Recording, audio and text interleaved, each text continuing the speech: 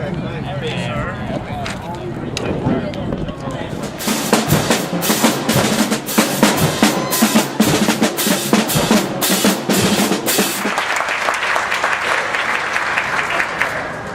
those of us who hew very strongly to ideas, and Jere and I both do, and we disagree on most of them, that folks who hew very strongly to ideas not fall prey to the temptation to suggest that because I think you have a bad idea, you must be a bad person too.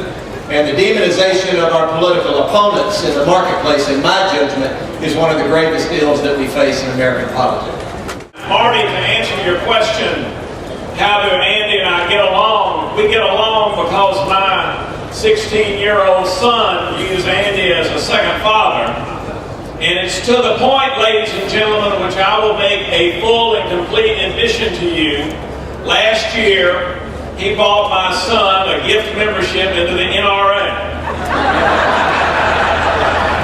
When the Republicans forced Travis Childers to have to answer this national charge about how supportive or not supportive he was of the speaker, you knew that he was in trouble.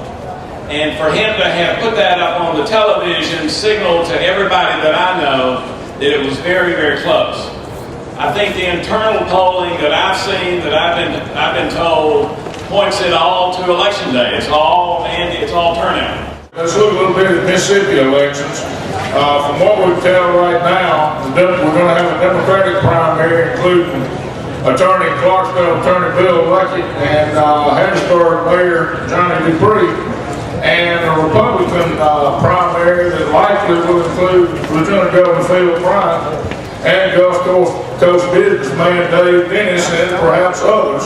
I've got some real ideas about what we ought to be doing in the lame duck session, and it doesn't include tackling this very difficult issue of don't ask, don't tell. That should be taken up by the newly elected representatives and senators that are elected by the people next Tuesday. We don't need a cap and trade bill jammed through in a lame duck session by people who are retiring or who have been defeated by their constituencies. And we certainly don't need to be trying to sneak through this card check bill, which would take away the right of individual workers to a secret ballot on union elections. We don't need to be doing that sort of expansive and far-reaching thing in this lame duck session. Why don't we do our basic business when we get back to Washington, D.C.? You know, we haven't taken up a budget. What you hear a lot of the time in the media that the Attorney General does is you hear the dirty word sue. And you know, that's not one of the main duties that I deal with.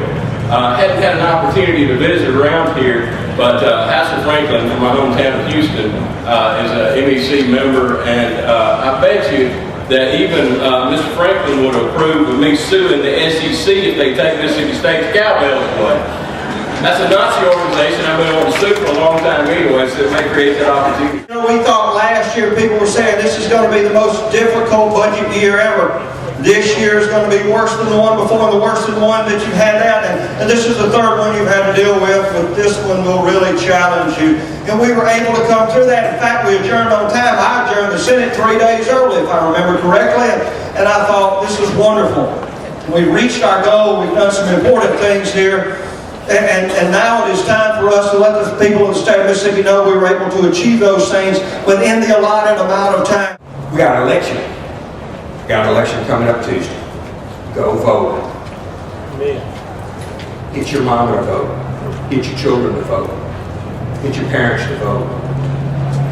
If you don't vote, don't complain the day after about what's going on with our country. Don't complain about the debt.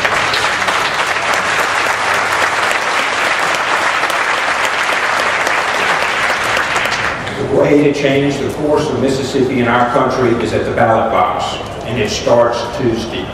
Go vote. In the capital stuff.